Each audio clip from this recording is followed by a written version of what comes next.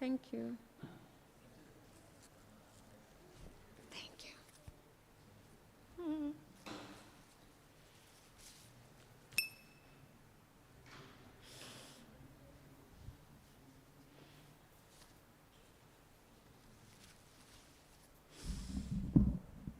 Okay, do I have to wear this? Oh, gosh. Just can't breathe. I'm all negative.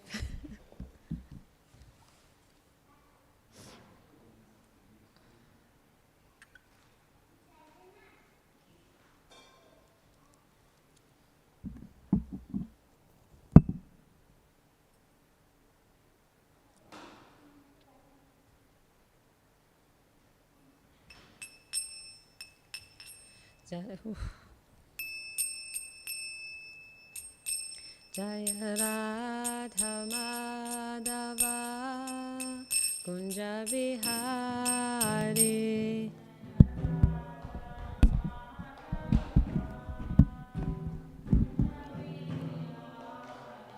Jaya Radha Madhava Kunja Vihari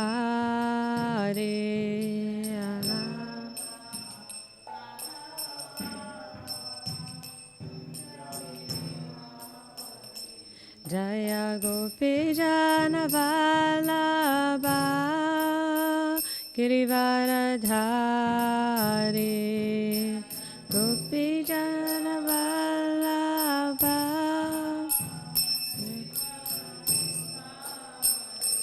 Jaya Gopi Jana Vallabha Girivaradhari Gopi Jana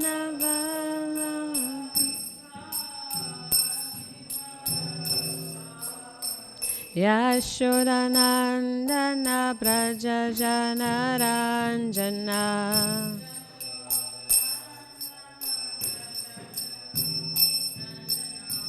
Yashodanandana Braja Jana Ranjana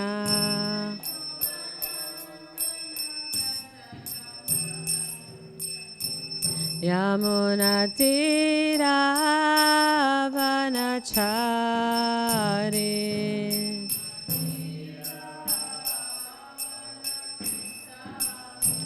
Yamunatira Vanachari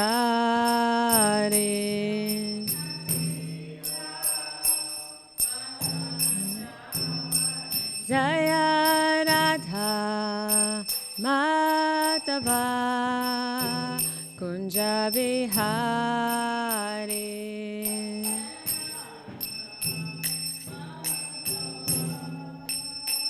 Kunja Vihari Jaya Gopi Jana Vallabha Girivaradhari Gopi Jana Vallabha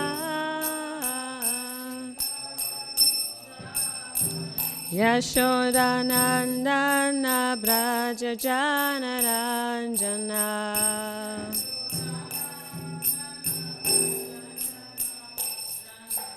Yashodanandana Braja Jana Ranjana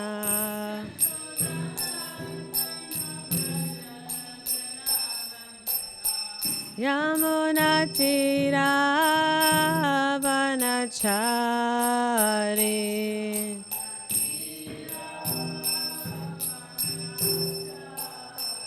Yamunatira Vanachari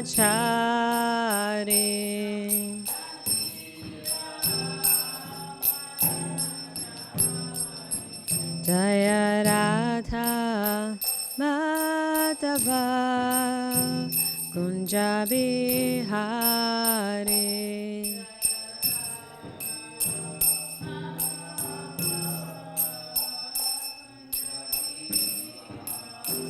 Jaya Shri Krishna Chaitanya Prabhu Nityananda Shri Advaita Gadadha Shrivasari Gaura Bhaktivedanta Jaya Shri Krishna Chaitanya Prabhu Nityananda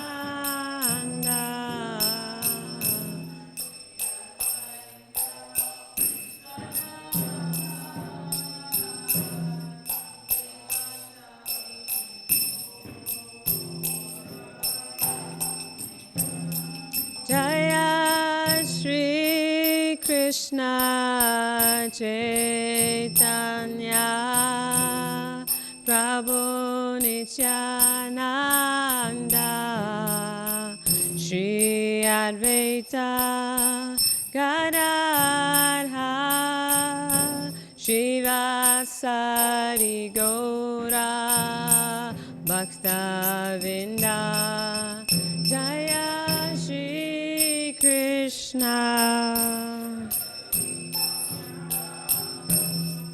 Prabhu Nityananda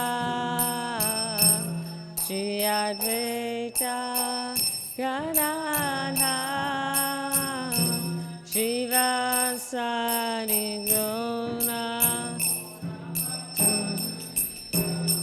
Hare Krishna Hare Krishna Krishna Krishna Hare Hare Hare Rama Hare Rama Rama Rama Hare Hare Hare Krishna Hare Krishna Krishna Krishna Hare Hare Hare Rama Rama Rama Hare Hare Hare Krishna Hare Krishna Krishna Krishna Hare Hare Hare Rama Hare Rama Rama Rama Hare Hare Hare Krishna Hare Krishna Krishna Krishna Hare Hare Hare Rama Hare Rama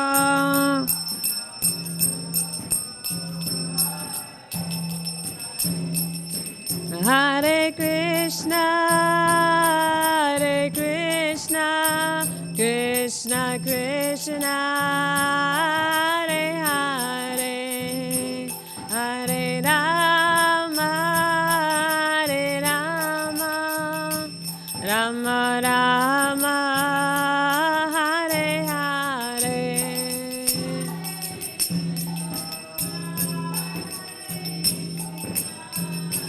Krishna Krishna Hare Hare Hare Rama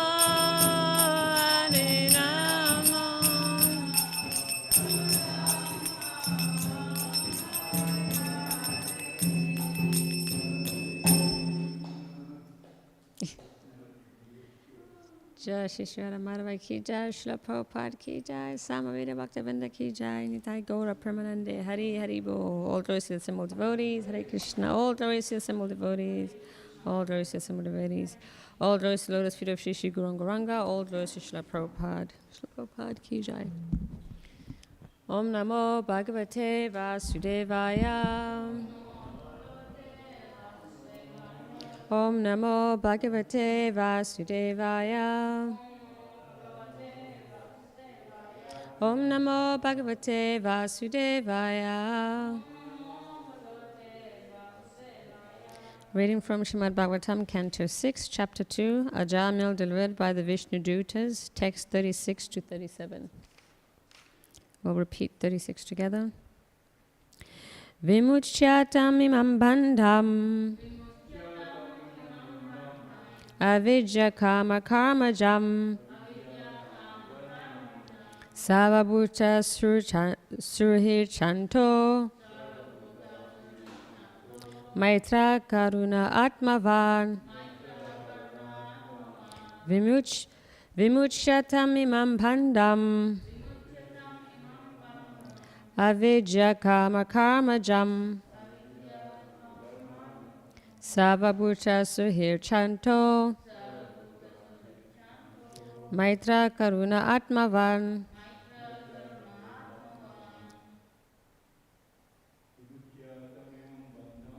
Vimucyatam imam bandham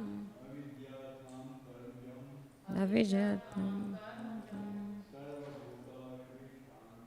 Sarvabhutam suhichanto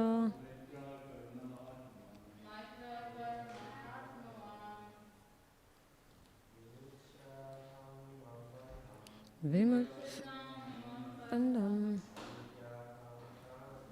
avidyakarma karmaja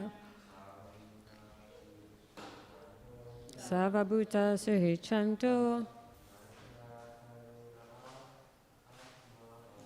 Maitreya aruna atmavan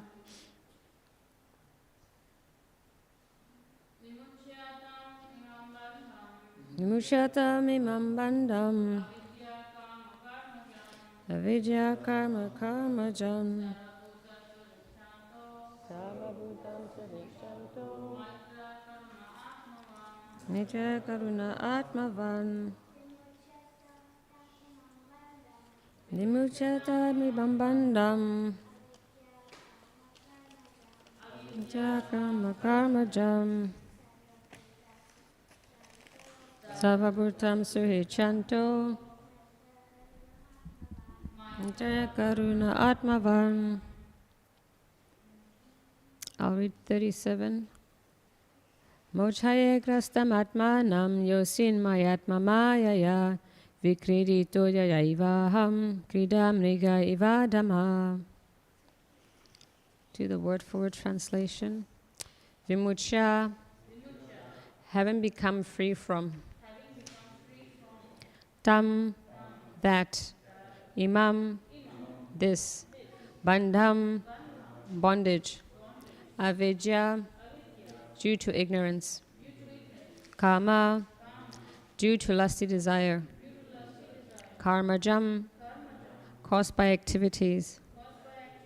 Sarvabhuta, of all living entities. Suhrit, friend. Shantaha, very peaceful. Maitra, friendly. Karuna, merciful. Atmavan, self-realized. Mochaye, I shall disentangle. Grastam, encaged. Atmanam, my soul. Yositmaya, in the form of woman. Atmamayaya, by the illusory energy of the Lord. Vikridita, played with. Ya, by which. Eva, certainly. Aham, I. Kridamigraha, a controlled animal. Eva, like. Adamaha, so fallen. Translation and purport by Srila Prabhupada. Srila Prabhupada ki jai. Because of identifying oneself with the body, one is subjected to desire. One is subjected to desires for sense gratification, and thus one engages in many different types of pious and impious action. This is what constitutes material bondage. Now I shall disentangle myself from my material bondage, which has been caused by the Supreme Personality of God's Head's illusory energy in the form of a woman.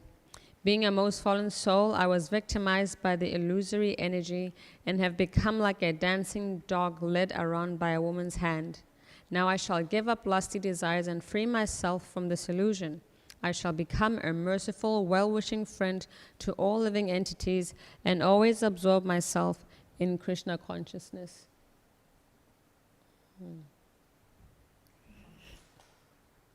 Purport. This should be the standard of determination for all Krishna conscious persons. A Krishna conscious person should free himself from the clutches of Maya, and he should also be compassionate to all others suffering in those clutches. The activities of the Krishna consciousness movement are meant not only for oneself, but for others also. This is the perfection of Krishna consciousness. One who is interested in his own salvation is not as advanced in Krishna consciousness as one who feels compassion for others and who therefore propagates the Krishna consciousness movement. Such an advanced devotee will never fall down, for Krishna will give him special protection. That is the sum and substance of the Krishna consciousness movement. Everyone is like a play toy in the hands of the illusory energy and is acting as she moves him. One should come to Krishna consciousness to release oneself and also to release others.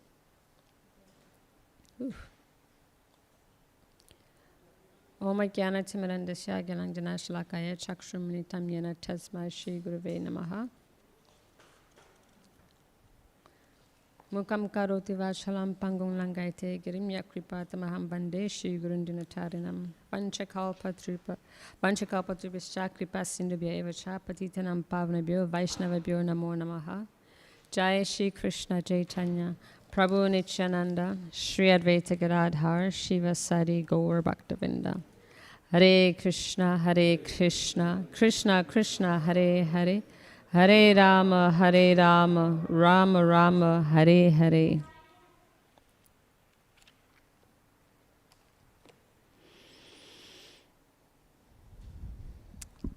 So, 36.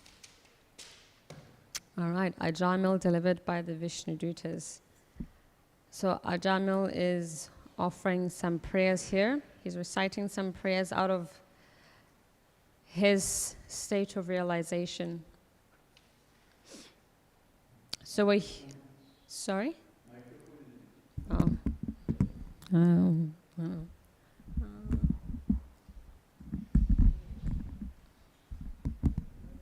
Right? Okay. Hope it doesn't go wobbly. Okay, so we're hearing here about the determination that is required in order for one to actually do anything in life. Right, so determination in a very simple way, we can see it as placing a firm intention over our emotions. And when you're determined to do something, you have a plan, you have an intention to act a specific way, and you put aside all emotions, whether it's from yourself or others, and you try to achieve whatever your desired plan is, whatever gratification style you're interested in. So if, for example, it could be you're determined to become a bodybuilder, right? You wake up at the same time every day, you're drinking your protein shakes, your BCE powders, you're training every day, and you're not thinking about who's saying what, oh, you should eat more, you're doing too much. You are focused on your goal. You're determined to become jacked up and muscles and the whole thing. You enter a competition, you keep going, you have a firm determination, and you're pushing aside whatever forms of emotions some may have. Oh, I'm tired, I'm feeling lonely, this, it doesn't matter. You have this firm, this fixed determination to achieve, what do they call it, hashtag body goals? These days, you have your body goals and you're trying to achieve it. And you become creative in the way you create your time and in how you're going to achieve that. Take someone who's addicted to, let's say, alcohol or any form of drug. You become very creative in acquiring that drug, in enjoying that drug, and in sustaining that lifestyle. So if a friend comes up to you with different feelings, mixed emotions, I've noticed that you become irritable, you're not the same person, we miss you. You get all these emotions thrown at you, but you push all of that aside because you need to get that fix. So you hide your pills under, the trash bucket, you hide them in your compost bin, you put I don't know, alcohol in detergent containers. I mean, you become very creative, because why? You are determined to satisfy that thirst to taste alcohol or smoke cigarettes or smoke pot or whatever the sense gratification is. You become creative and you push every type of emotion to the side so you can get that fix, so you can get that high. So determination, it's not like only special people can become determined, or it is a quality that is reserved for the most advanced, or your indigo children, the special children, or if you have a certain type of IQ. It is something that you can aspire for, you can develop. As we see, even in material existence, you need a form of determination to achieve your goal. So in Bhakti, in the 18th chapter, there is a explanation of determination in the three modes.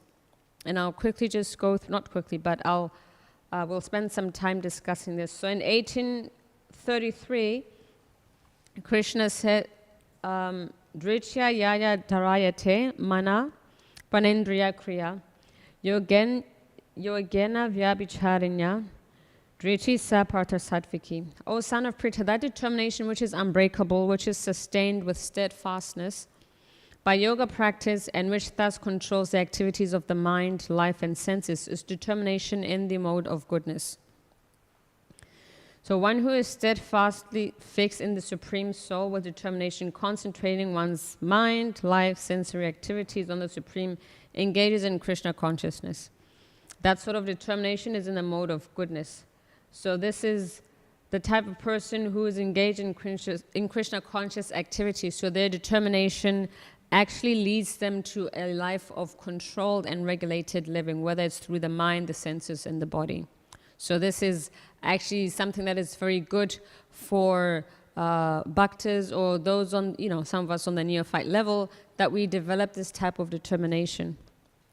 And in text 34, Yayutu dharma karmartan ritya dharayate arjuna prasengena palakankshi duchi sapatarajasi.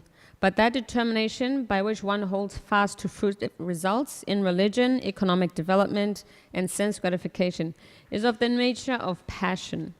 Right? When we're always desirous of fruit of activities, whether it's dharma, artha, karma, or moksha, these are all limited because they fall within the material scope. We desire to enjoy these things in a specific way. So there is, like I mentioned, there's a certain type of determination that is required to achieve anything. And that determination by which cannot go beyond dreaming, fearfulness, lamentation, moroseness, and illusion. Such unintelligent determination, O son of Pritha, is in the mode of darkness. So our entire life is actually boxed in to these feeling of moroseness, to whether it's daydream or night dream. We're actually caged in. We cannot perform activities that are liberating for the body or for the mind. What you speak of controlling the body, the senses, and the mind. So this type of determination, of course, is steeped in ignorance. It's oversleeping, it's overeating, it's just being in a state of moroseness. Hankering, lamentation, it keeps us actually vibrating on a lower frequency, on a lower vibration. So that is not the type of determination that we're actually interested in. We can practice bhakti with determination, and Krishna points that out in different parts of the Bhagavad Gita. So when Krishna is explaining the yoga ladder in the 6th chapter, Krishna explains that one should engage in the practice of yoga with determination and faith and not be deviated from the path. One should abandon without exception all material desires born of mental speculation and thus control all the senses on all sides by the mind. So beginning of genuine yoga practice means our mind, our senses have to be controlled. Otherwise, how can we speak of actually being a yogi if we have uncontrolled mind and senses? So in this purport, Prabhupada gives the analogy that many of us know. Can we remember which is the analogy from those who have studied Bhagavad Gita or Bhakti Shastri? That analogy that explains the determination. The sparrow. So the first time I heard this, I was like, oh, it's such a nice little story. But over the years, when you begin to contemplate what this actually means, that we practice bhakti with determination, even in the Nectar of Instruction, this is a quality that is very, very important. Srila Rupa Goswami, in the text 3 of Nectar of Instruction, speaks about the determination. Utsahan nischad dharya tatat kama pravatanat sangatyaga sato vritte sarvi bhakti pasiditi. That one can execute the process of bhakti yoga successfully with full knowledge, with a full-hearted enthusiasm, perseverance, and determination by following the prescribed duties in the association of devotees and by engaging completely in the activities of goodness. So in this analogy of the sparrow, going back to that, the sparrow laid her eggs on the shore of the ocean, and the ocean decided to swallow those eggs and carry them away through its waves. So the sparrow, of course, was very distressed and wanted the ocean to return her eggs. And the ocean, if we think of what the ocean is, it is very vast, it is very deep. No one really knows how deep the ocean is. It is turbulent, there's so many forms of life living there, so many different conditions at different times. And then you have a little sparrow. I mean, a little sparrow can literally sit here. And that sparrow was determined to get its eggs back. And it said, I will, even if I have to drink all the water out of the ocean, this is what I'm going to do.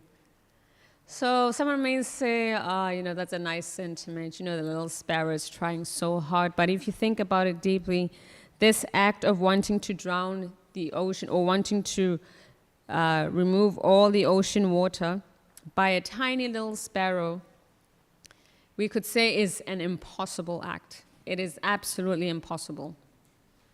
And if we think about all the metaphors that sometimes and the analogies Prabhupada is giving in his books, the material world is like an ocean of nescience, right? You get tossed by the waves, you're thrown here, you're drowning in the ocean of misery. It's turbulent, there's waves crashing. If you're lucky, you'll get a lifeboat, you'll be saved. But in general, the material world is like being thrown in the middle of the ocean and you can't swim, pretty much. It's like it's over. It seems impossible that if a person who does not know, has no knowledge of swimming, gets thrown into the ocean, that they're actually going to survive. It's like, it's not really possible. The water is extremely cold. There's waves, there's sharks, there's killer whales. There's all sorts of things that we still don't know. The harsh weather, all the odds are against you. It's impossible. In the same way, it looks impossible for this little sparrow to actually drown the ocean, to get all the water out. It's impossible.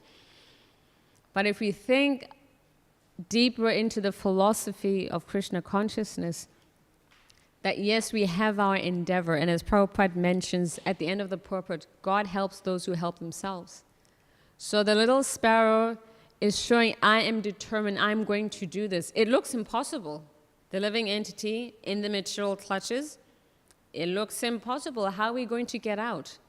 We have a body that is riddled with so much drama, right? Imperfect senses, we're illusioned, we make mistakes. Adi Atmika, Adi Devika, Adi Bhautika, all day long. Right? There's living entities that are just bugging us all the time. Our own mind can be our greatest enemy. And then the minds of others, the three modes of material nature. So you have all these things going on: time, karma, desire, material desire, sense gratification, illusion, I mean anger, envy, fear, madness, illusion. It's all happening all at once.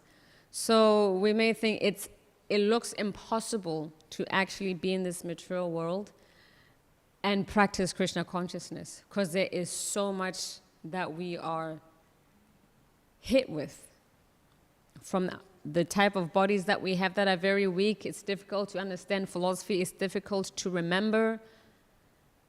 It's difficult to stay on the course because there's so much enticing activity. There's so many enticing activities out there. So it may seem impossible as well for us. I can't do this.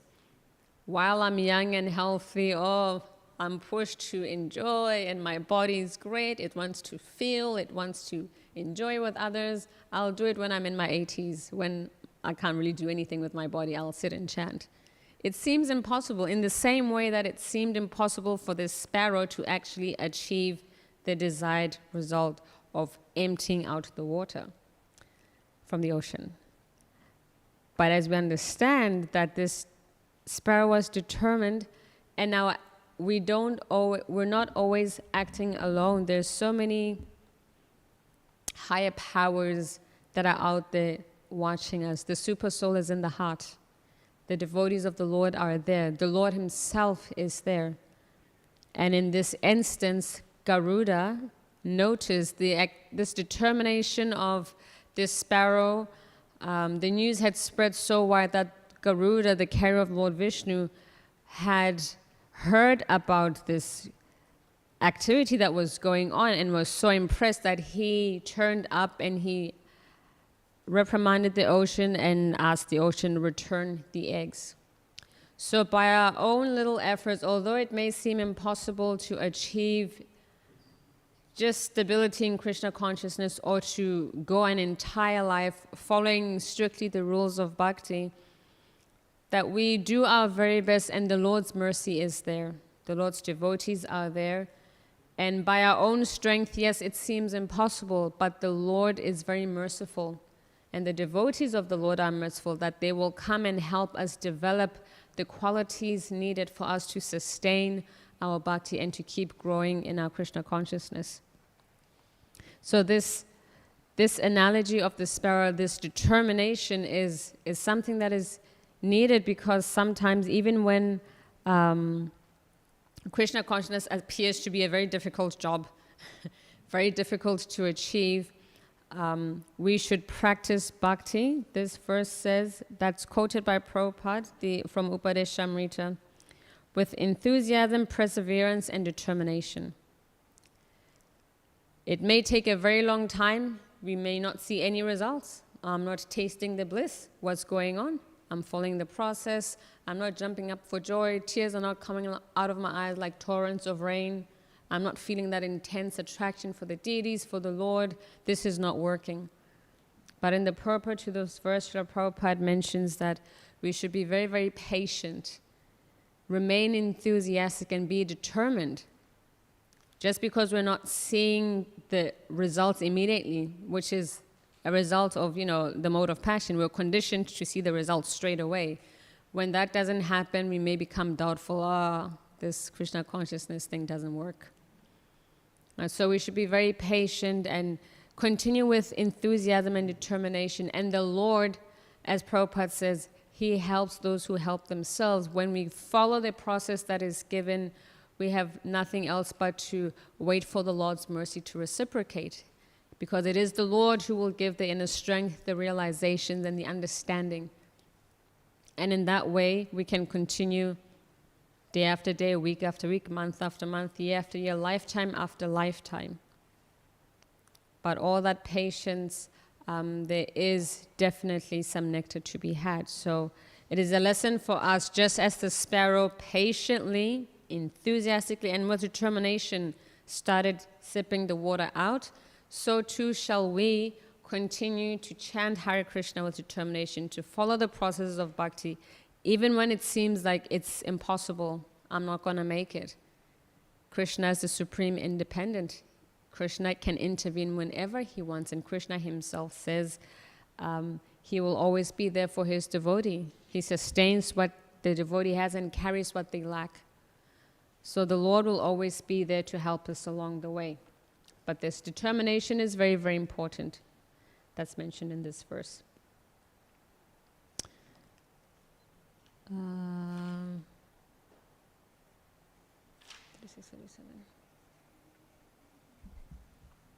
A Krishna conscious person should free himself from the clutches of Maya and should also be compassionate to all others suffering in the clutches.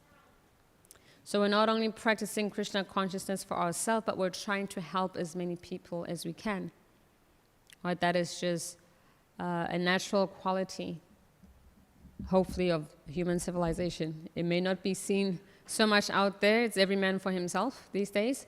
But we're practicing Krishna consciousness, and once you taste that sweetness, that nectar, once we feel that relief and the higher taste, we want to share it with others. And this is what a devotee strives to do. We don't just want to keep Krishna to ourselves, but we want to share Krishna with others. I thought that was a very important point, that we're not just in it for ourselves. We want to understand who we are, first of all, right? We have the living entity. We are, as this verse says, we are entangled, like we are bound by a rope. We're in the clutches of material existence. We're in Maya, right? We think that we are something that we are not. And that's what Maya means, is ma, not ya, this. We are not this new identity that we've formed for ourselves. So we think, I am man, I'm woman, I'm Indian, I'm German, I'm South African, I'm this. Yes, temporarily we have been given these bodies by material nature based on our past desires and our past karmas. That is the fact, but that's not who we are intrinsically. That's not who we are eternally. It is a temporary state of existence. Once we break away from that, and that is all due to a lack of knowledge, misidentifying with the body as the self is based on ignorance, not understanding really who we are, where we're coming from, and where we're going.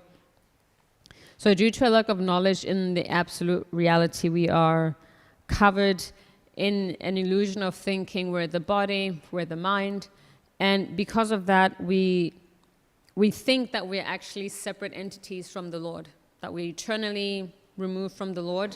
We have nothing to do with Krishna or whoever, whatever name we choose to call the Lord. We separate ourselves from Krishna, and because of that separation, we form further ideas and identities of who we think we are. So that pushes us further and further down the hole. It becomes difficult for us to understand our true nature. So when we have perfect knowledge of the Supreme, of Krishna, of who we are, we understand that Krishna is the supreme shelter of all living entities, and that we are part and parcels of that Supreme Lord, that we then become no longer entangled in the energy, in the external energy. We become attracted more to Krishna's internal energy, and we want to give pleasure to Krishna. So striving for complete knowledge is something that will help us understand who we are. Hence we have all these wonderful books like the Bhagavad Gita, Śrīmad Bhāgavatam. When we understand more about Krishna, we understand who we are, we understand the nature of the material world, and what our relationship is to both. We are here temporarily, we're in these bodies temporarily, but what is permanent is our Satchit Ananda identity, and the source of that is the Supreme Lord, and our happiness lies in connecting with our ultimate source, Krishna. So it is our responsibility to educate ourselves and then to also share that knowledge with others so that they can also become free from the clutches of the material energy. We don't just want to keep that understanding and that knowledge for ourselves.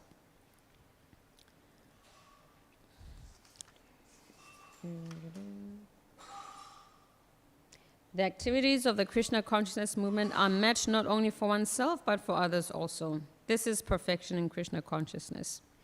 One who is interested in his own salvation is not as advanced in Krishna consciousness as one who feels compassion for others and who therefore propagates the Krishna consciousness movement. So here's a Prabhupada trying to inspire us to actually elevate our Krishna consciousness by giving it to others. The more you give Krishna, the more you actually want to taste Krishna for yourself. We become very selfless in this attitude of giving Krishna, that we also become pleased. But if we just keep something to ourselves, something that is extremely beneficial for humanity, it's not really a great sign of compassion. We want to help other people. And the more we do this, the closer we are to the Lord's lotus feet, the more we are sheltered under the Lord's guidance, because the external energy, as Krishna explains in the Bhagavad Gita, his, Devi hai esha guna mai mama maya duratraya. Krishna explains that this energy of his is very, very difficult to overcome. It is his energy.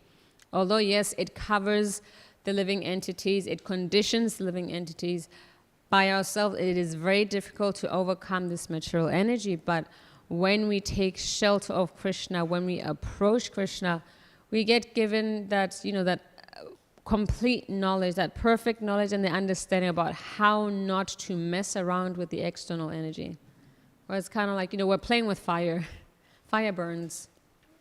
Right? No matter what we say, fire always burns. If we play around with the material energy without understanding the role of the material energy and what it does when the living entity is in forgetfulness of their identity and who the Lord is and their relationship, it further covers us and it just throws us off course. And hence, in the 3rd chapter of the Gita, Arjuna asked a question, really, and this question has a lot to do with how our determination gets sabotaged along the way. Krishna asks Arjuna, what is it actually, Krishna, that impels us to act, even though we don't want to? What is it that forces us to do such silly, dangerous things on the quest of trying to enjoy? Even though at the back of the head we know, no, this is not good, we shouldn't be doing this. What is that energy that is pushing us forward? The all-devouring sinful enemy of this world.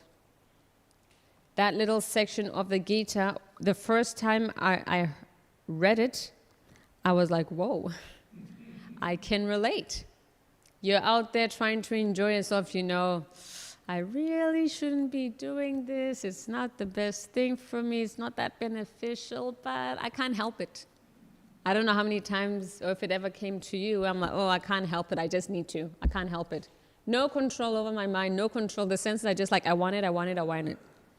Right? So we have this I can't help it mentality. We have this FOMO, this fear of missing out. I'm 16, everyone else is doing it, Mom. Everyone else is going out and doing it. Whenever my friends, and it's like, everyone else is doing it. All my friends are wearing this. All my friends have this, da-da-da-da-da. And my parents usually just say, well, you're not all your friends, and sorry, this is not happening. Well, we have this fear of missing out, but we're just feeling like there's this huge push. Oh, I need to experience this. I want this. And so Arjuna, for our sake, is asking, okay, what is this? What is this energy that we cannot see? What is this thing that we cannot see that is pushing us to act, even though we know, not so good for me? And Krishna explains, the Supreme Personality of Godhead, Shri Bhagavan Uvacha, Kama Esha Krodha Esha, Raja Guna Samudbhava, Mahasana Mahapapam, Viji Enam Iha Vairinam. The Supreme Personality of Godhead said, it is lust only, O Arjuna, which is born of contact with the material mode of passion, and later transformed into wrath, and which is the all-devouring sinful enemy of this world. Right, so this lusty propensity, here in the example of Ajamil, this lusty propensity for him, that what sabotaged his determination, he was more of a Karmakandi type of Brahmana with a little bit of Vishnu Bhakti sprinkled there. This self-defeating behavior for him came in the way of a loose woman, right? The prostitute that he saw, he became aroused, attracted, and therefore he left his very good wife, then became attached to her, and they further engaged in many activities that were not becoming of a Brahmana, whether it's a Kamakanda Brahmana, whatever type. Right, so this selfish desire, or this selfish desires actually lead us into this dangerous road of developing more and more lusty propensities. So we had a separate selfish desire, and when that is not satisfied, as we read later on in the Gita, when our lust is not satisfied, whether it is lusting for a body, lusting for a sense object, when that is not satisfied, it angers and leads to frustration. Oh, how come? Why is this not working for me? It seems to be working for everyone else. Why am I not feeling this? I'll try again. So you endeavor, year after year, decade after decade, you're chasing all these sense objects because there is a lusty propensity. And that lust really is driven by selfish desires. We have misplaced desires because we have a misplaced identity. We think we're the body, therefore do everything for the body, the senses, which means when you're young, it's like, at any age, it's the raging hormones, right? Or you feel like this today, feel like that tomorrow. Feel like this today, feel like that tomorrow. And sometimes it's feel like this in the morning, feel like that in the afternoon. So it is a constantly changing scenario where you are chasing sense objects, you're fueling your lusty desires, and you're further implicating yourself by developing selfish desires. So when you're trapped in that, it is very, very difficult to see how you are a spirit soul, right? Because you're just trapped in the body and the body's necessities, what the body's demanding. And with an uncontrolled mind and uncontrolled senses comes an uncontrolled body. So this selfish desire, lusty propensities, this sabotages our determination in bhakti. Like if we get into that cycle of having material desires, desires that have a beginning, middle, and end, desires that are futile, desires that are limited just to the temporary body, that is going to sabotage our long-term vision of practicing Krishna consciousness, because we get easily trapped by that material energy. It is so overwhelming that the living entity by themselves, when they try to conquer the material energy, it's a sinking ship. We are going to lose without a doubt. Only when we actually understand this energy in relation to Krishna, when we understand that this is Krishna's external energy, it is coming from Krishna, but it's not meant to be enjoyed by the living entity because it leads us to nothing but misery over and over again. So this is Arjuna asking on our behalf, quite honestly. And it's not that Arjuna doesn't understand these things. Of course, Arjuna understands. But we're meant to try to understand this knowledge and use this knowledge to free ourselves from bondage and then free others as well. Lust and wrath, when they are employed in Krishna consciousness, become our friends instead of our enemies. So that lust is transformed into love. We can transform our lust into love. We engage in loving propensities with others. We see others as parts and parcels of Krishna. So if we see others as your own brothers and sisters, look at how we treat our own brothers and sisters, with love, with affection, with compassion.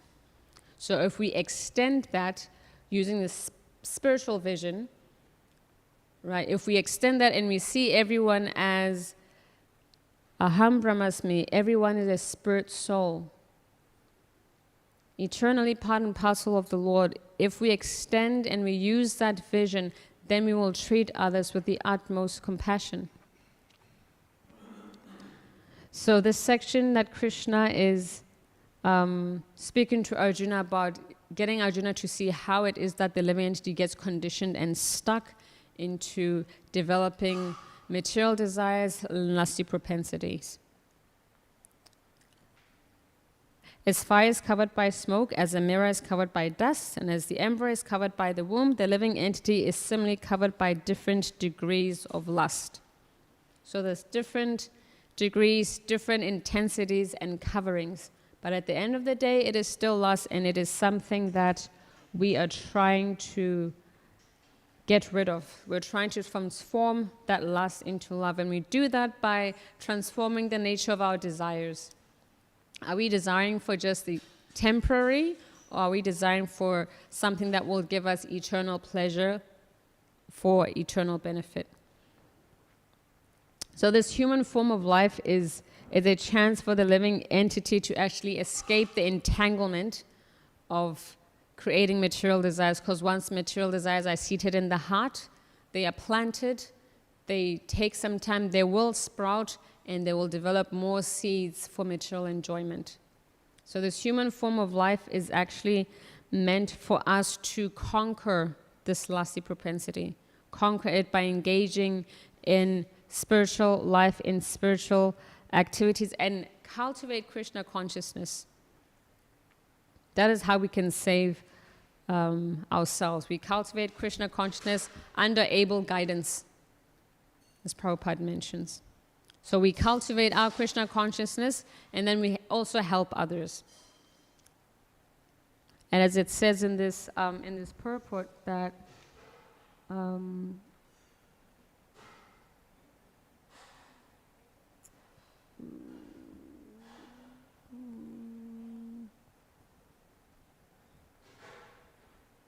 one should come to Krishna consciousness to release oneself and to also release others. You know, when you're on the plane, I haven't been on a plane in so long, but I think we all remember when they do their whole safety thing, whatnot, this is their exit, blah, blah. They always mention in case of emergency, the mask collapse, if you need oxygen. You don't just, let me just put on everyone else, and then, no.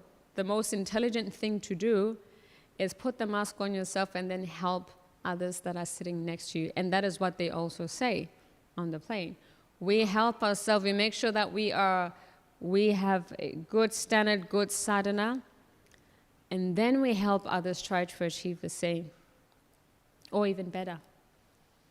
So this is the nature of a devotee. This is the goal of the Krishna consciousness movement. Prabhupada says it's the sum and substance that we feel compassion for others, and therefore we try to propagate and preach this Krishna consciousness to help others come out of the clutches of Maya. A very nice verse that is in the 5th canto by Prahlad Maharaj, who is residing in a planet where they worship Lord Nishingadev on Jambudvip. So the chapter is called The Residents of Jambudvip Offer Prayers. And it is Canto 5, Chapter 18, Text 9. Swasti astu vishvasya kala prasidatam jayantu bhutani shiva mitodhiya manascha bhadram bhajatad adokshaje aveshyatam no mati api ahaituki. May there be good fortune throughout the universe, and may all envious persons be pacified. May all living entities become calm by practicing bhakti yoga. For by accepting devotional service, they will think of each other's welfare. Therefore, let us all engage in the service of the Supreme Transcendence, Lord Sri Krishna, and always remain absorbed in thought of Him. And this is a very beautiful verse, but what struck me the most is that by accepting devotional service, we will think of each other's welfare.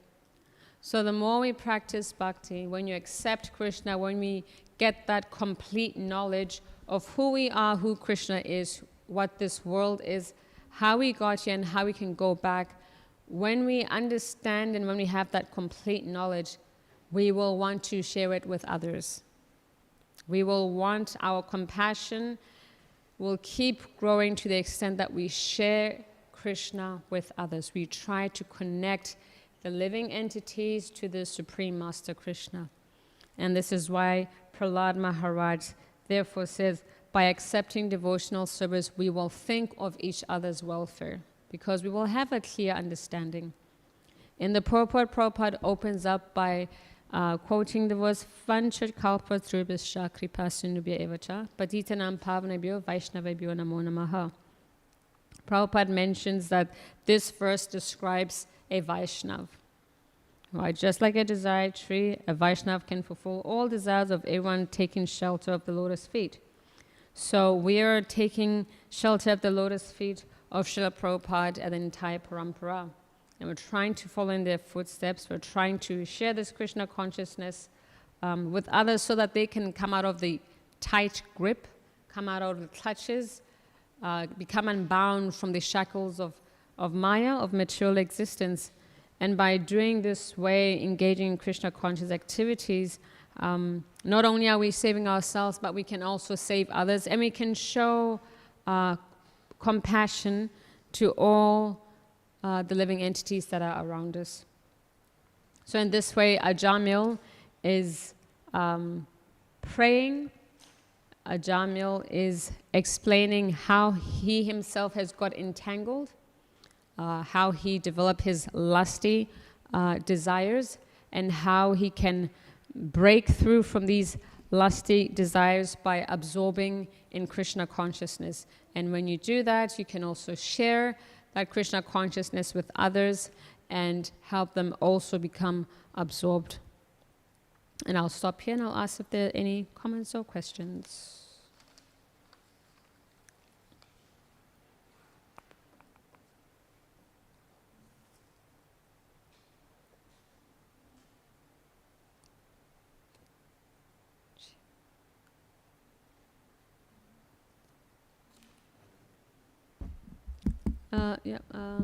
Mahatma Prabhu.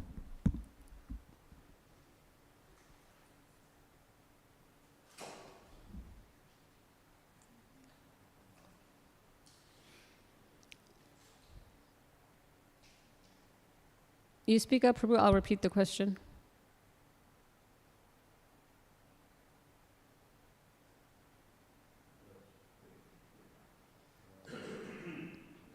Maybe there's no battery. You can speak loud, I'll repeat it here. Thank you very much for a wonderful class. I've got one comment. Your Satvika Buddhi. AKA Kurunandandana. Krishna says, to get a determination, I have to do this. And then Krishna says in the next verses, you start from 1%, become 2%, 4%. Keeps increasing. Yep. And Krishna says again, 9.2. Ananya Shintel Yedana for Paste, Pesham, Yo Shemoga. I'll take care. 9.2. Yep.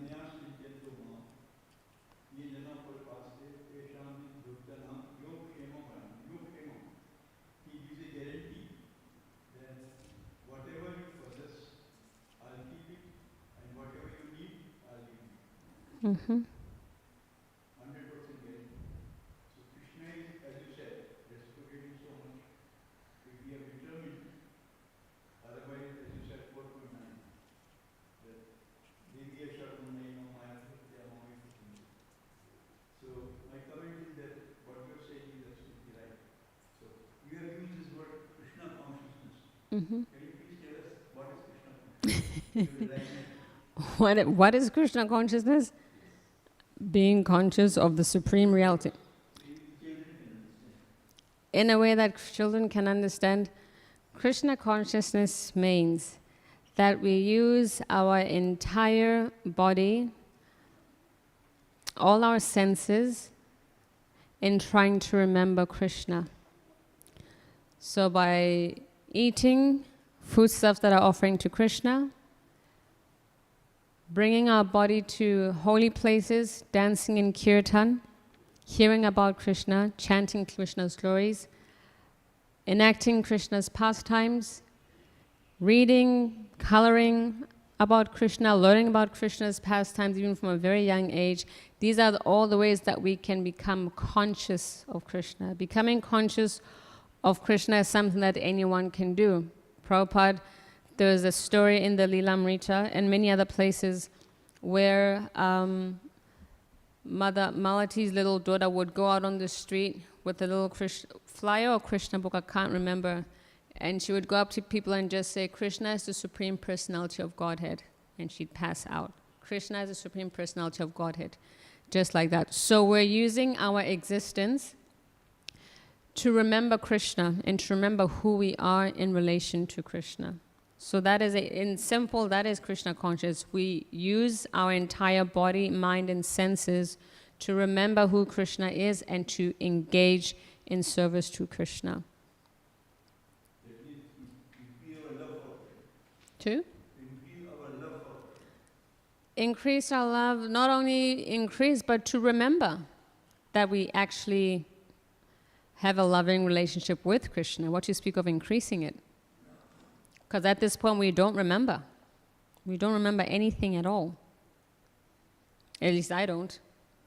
I don't remember, what you speak of Krishna. I don't even remember my past life, what I was doing. But our eternal Father, our shelter, that relationship can't remember. And hence, when we engage in activities that are saturated with Krishna, slowly we wake up from the sleep, the slumber that we're in. So what is the best way to remember? Hearing and chanting. Chanting the holy name. Yeah. Rather than from dancing on our own.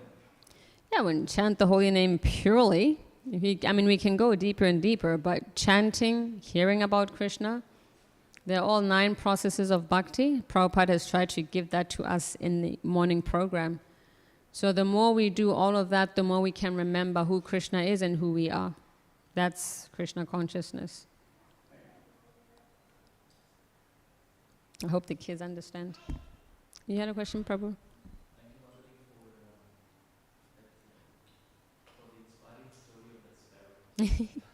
Sparrow's my hero.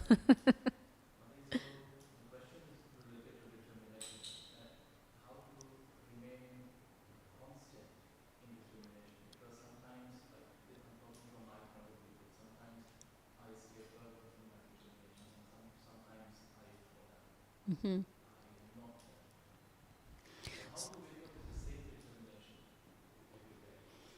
How to stay determined every day. This is not just a question whether it's our spiritual life or just material duties. The show must go on. So as Srila Goswami mentions that we endeavor with, we practice our Krishna consciousness with enthusiasm, steadfastness, and determination. So in the purport, when we look at the word steadfast, means even amidst difficulties, we continue. And even when it's not easy, we continue. And we trust that Krishna will give us the strength to go through. Because as you mentioned, it's not always easy. So for me, I always think back to the past times. I always look for stories in the Bhagavatam, or I look at the Bhagavad Gita. Thank you very much. I look at the Bhagavad Gita and I study what Arjuna was going through, right? Arjuna was initially determined, yes, they took our kingdom, they disrespected our wife, we're on the battlefield, we're fighting for the sake of Dharma, Krishna's my charioteer, they sounded their, the Devadatta, the Panchajanya, Arjuna was he was enthusiastic, he was determined, I'm going to fight this war. And when he said to Krishna, just drive me to the middle, I want to see who's on the opposing side, then all of a sudden, it's like his enthusiasm, determination just did that. It plummeted. right? Because he was now emotionally aggrieved. That's my grandfather. These are my cousins, my friends. How can I enjoy a kingdom after all this slaughter? How can I be praised once I kill husbands and fathers? What will happen to the state of, the community once all these fathers are not here? So he began to lament, and you could say his Krishna consciousness kind of stalled, because instead of thinking their spirit souls, they're going to be elevated, Krishna is here, Krishna himself later on will say it anyway. Instead of seeing through the philosophy, he was connecting more on the bodily, these are my relatives, these are my friends, and therefore he didn't want to continue. Dropped his bow and arrow, dropped to his knees, and he said to Krishna, I cannot fight. I can't do it. So he also had a difficult situation. I always study then what happens. Krishna is always there. Krishna never left Arjuna's side, even when Arjuna gave his 5 reasons, and legitimate reasons, right? Out of compassion, out of thinking about the communities, out of thinking about the children who will be fatherless, who will continue with the sacrifices, how will Dharma continue if we kill all these people? So he made some sound arguments. And it seemingly looked like he was just down and out, he wasn't going to do it. But Krishna listened to him throughout it all. And Krishna started guiding him. So whenever I feel like, okay, I'm not tasting any nectar when I chant Hare Krishna, it's been so many years, am I doing something wrong? There's no flavor, there's no sweetness anymore. Krishna's taken it away, I can't feel Krishna anymore. Maybe I should stop. So we could say Arjuna maybe felt in a similar disposition. I cannot fight this sword because there's just nothing in it. It doesn't seem Krishna consciousness, etc. But Krishna then starts speaking to him using the philosophy, advising him that, this is how the world works. This war is going to go on whether you choose to fight or not. So similarly for us, when we lose our determination or enthusiasm. Let's look at the past times. Look at Haridas Thakur. Look at different personalities, how they struggled. Look at the Goswamis, right? Amazing personalities, but they also had obstacles. The Pandavas, look at Queen Kunti, right? To have to go through that. And each time these difficulties came, the one thing that I always remember from the life of Queen Kunti, that she said every time she went through difficulty, she came out stronger. So every time we think, I don't have enough, my enthusiasm is down, I can't do this, you're going to come out stronger as long as you keep going. Right? That's the one thing the Acharyas advise us. Even if you don't feel like there's anything, you're not tasting anything, or you're stagnant, we don't stop, we keep chanting. And we trust that Krishna is there, because Krishna has shown that no matter what, I will always be there. He's shown it with Arjuna. He's shown it with the Pandavas. He showed it with Queen Kunti. I'm not leaving although you're going through difficulties, although you feel stagnant, although things are not making sense. Turn to me, I am here. So when we get to those moments, my honest realization, when we get to those moments, those are the moments when we turn to Krishna, and we need to heighten our Krishna consciousness even more. Whether it is taking more shelter of the holy name, or doing our service more sternly, trying to go deeper into our bhakti practice. It doesn't mean that Krishna has, okay, this one is struggling, see you in 5 years, Krishna is going to focus on someone else. Krishna never leaves us. But these are tests of faith, and they're also ways in which we can actually grow in bhakti, because then we're forced to take a look and say what's going on. Then we reevaluate everything. We reevaluate, how am I doing this? Am I attentive? Am I a bit wishy-washy? Am I being offensive? Then we start looking at every single thing that we're doing, and we make an effort to actually do things with the right consciousness. Whereas if these moments never come, I'll sneak, run my way back to Godhead, right? These are ways in which, we can get to take stock of our senses and our bhakti and see, what am I doing right? Am I slacking here? Am I less attentive? Am I just doing it for the sake of doing it? Am I offensive? Then we're forced to go deep and have a look at what we're doing. Without that, we may take it for granted. So when we're going through that, continue what we're doing, but have a study of your bhakti and see where you're at in the association of devotees. And under proper guidance, we can emerge even stronger than what we thought we'd come out. I hope that helps. Yes, Mataji.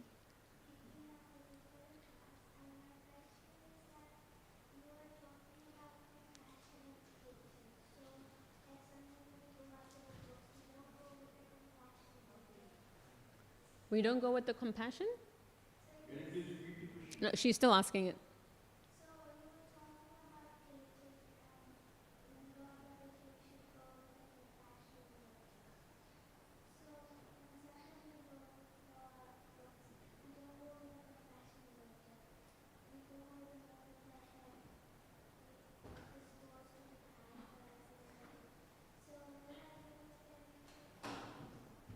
Okay, so the question is, we're talking about compassion and how in the verse it says that when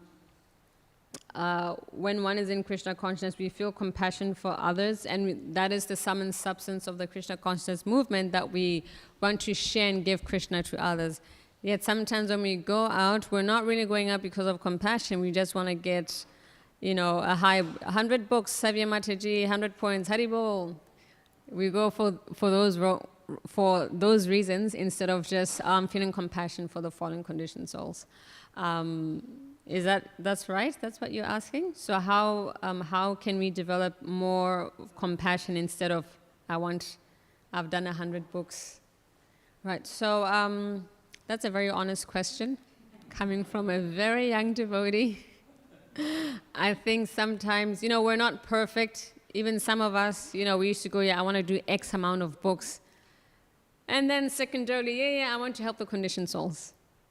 But as we continue to go and we get purified on book distribution, I don't know about you, but sometimes I had days where I just go out for 6 hours and I'll just distribute one book. Right? Krishna humbles you quite a bit. So the more you go out, the more purified you'll get, and your desires as to why you're going out transform over time. Yes, that is the case. Sometimes we just want to distribute as many books as we can. Even that act of going out, out of the goodness of your heart, even just that act of taking your time, you could be at home with your friends playing, doing stuff, but you chose to go out. That in itself is an act of compassion. Like you're going to go and do something for someone else's benefit, but you also want the benefit. You also want to get, nice book scores. But over time, this desire gets purified. Over time, we'll be able to see that actually people need this. People need help. People need this knowledge so that they can live in a sane, with a sane consciousness.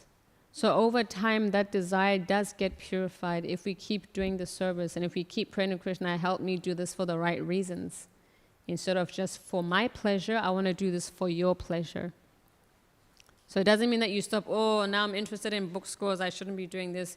Keep doing it and Krishna will purify the desire and the reason as to why we do it.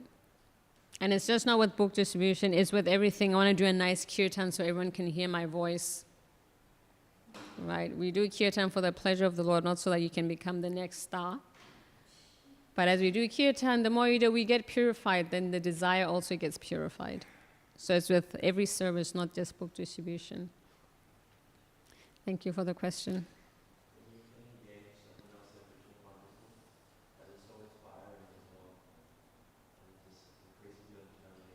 Yeah, exactly.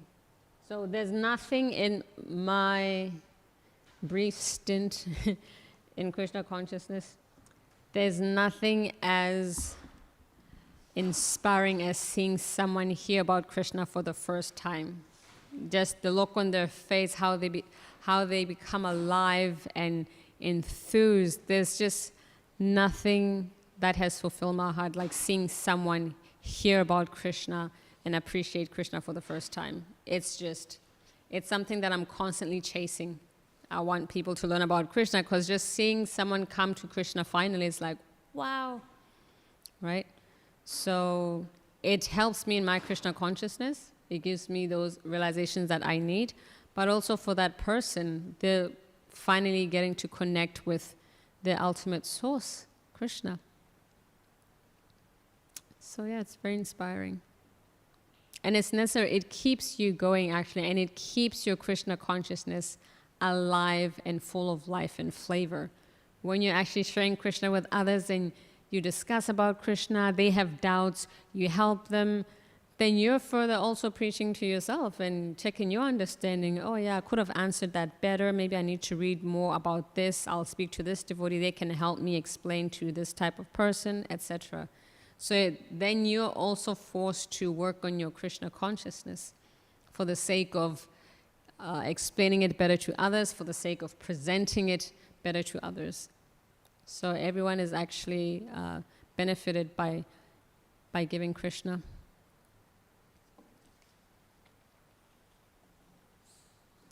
Okay, thank you very much. Grantrat Śrīmad Bhāgavatam ki jai, Śrīla Prabhupada ki jai, Gaur Premanande, Hari Hari Bol.